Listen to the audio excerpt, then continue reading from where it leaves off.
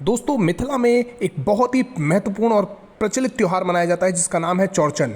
ये दोस्तों भाद्रपद माह की शुक्ल पक्ष की चतुर्थी तिथि के दौरान मनाया जाता है और कहा जाता है कि इस दिन अगर आप भगवान गणेश के साथ चंद्रदेव की पूजा करते हैं तो आप चंद्र दोष से दूर होते हैं। तो आइए देखते हैं कि इसके पीछे और प्रमुख कहानी क्या है।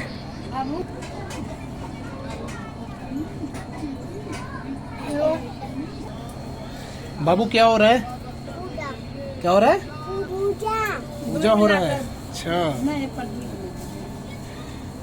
दोस्तों, चौरचन से जुड़ी हुई एक कथा भी है जो कि काफ़ी पुरातन समय से ही प्रचलित है। और इस कथा के अनुसार एक दिन भगवान गणेश अपने वाहन मूषक के साथ कैलाश का भ्रमण कर रहे थे।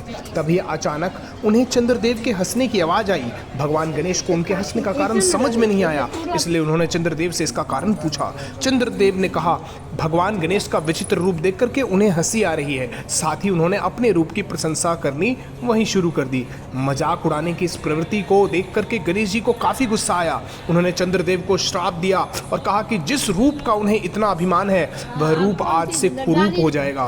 कोई भी व्यक्ति जो चंद्रदेव को इस दिन देखेगा उसे झूठा कलंक लगेगा, चाहे वो अपराधी हो या ना हो। यह बात सुनते ही चंद्रदेव का अभिमान खत्म हो गया और वह भगवान गणेश के सामने क्षमा मांगने लगे। भगवान गणेश जी के लिए चंद्रदेव ने पश्चाताप करते हुए भाद्रपद की चतुर्थी को गणेश जी की पूजा की तथा उनके लिए व्रत रखा। उनके पश्चाताप को देख करके भगवान गणेश ने उनको माफ़ कर दिया और बोला कि ये श्राप तो वापस नहीं ले सकते परंतु इसका असर कम कर सकते हैं।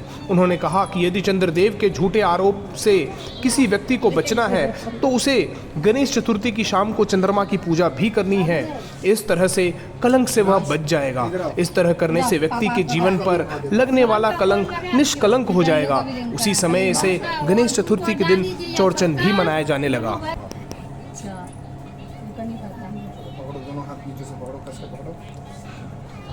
चौथी चंद्रमा जे हमरा सबसे भगवान मुझे बुद्धि दो। दोस्तों आइए जानते हैं पूजा की विधि क्या है। इस दिन सुबह से लेकर के शाम तक व्रत रखे जाते हैं। महिलाएं अपने पुत्रों की दीर्घायु के लिए यह व्रत रखती है।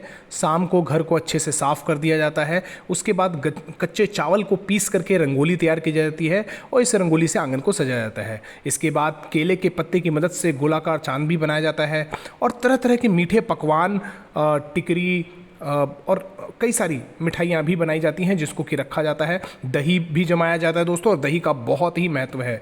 पश्चिम दिशा की ओर मुंह करके रोहिणी नक्षत्र सहित चतुर्थी में चंद्रमा की पूजा की जाती है और पूजा करने के लिए फूलों का भी इस्तेमाल किया जाता है।